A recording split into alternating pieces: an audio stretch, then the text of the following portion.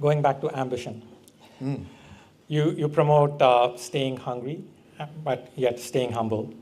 You also advocate remaining satisfied with what one has.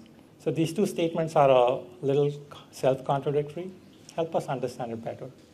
Sure, I'll do my best. A seeming contradiction, right? Yeah. So how do you be ambitious and at the same time be satisfied with what you have? Yeah, so you're hungry, but still be satisfied with what you have.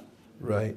So the contradiction, at least in my mind, is if you're satisfied with what you have, where's the hunger coming from?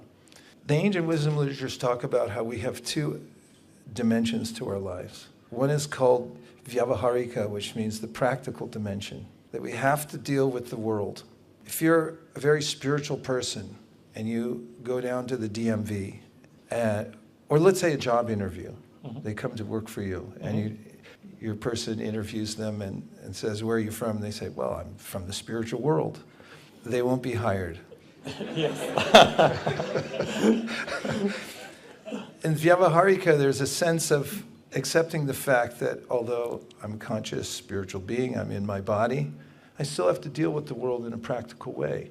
And then there's another dimension, which is called paramartika, which means that there's an ultimate purpose to life.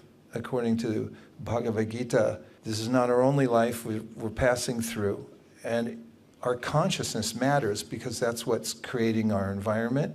We can see it in the world, and we can see it in our own lives, and that's what propels us in the next life. So the balance comes when one works methodically, as you do, to deal with one's vyavaharika aspect of life. Do what you have to do to stay alive. In fact, there's a famous verse from the Srimad Bhagavatam that says, Kamasya nindriya pritir labo jiviti yavata jivasya tattva jignasya narto yasche karmavi, which means that live a balanced, healthy life so that you can have your 2 feet on the ground so you can really jump up high spiritually.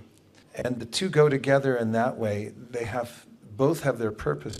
But if you only have one and not the other, well, I could say you could be very ambitious about your spiritual development. The other one, more like your mood. I have my duty to do, I do it. Win, lose, or draw, I did what I needed to do.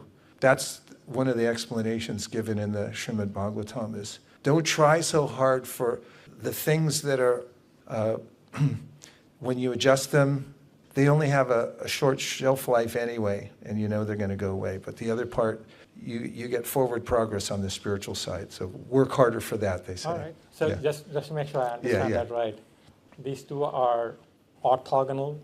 So you can remain satisfied with one dimension, but you could have ambition in a different dimension. Is that pretty much what you're saying? Yes. Yeah. All right. Yeah.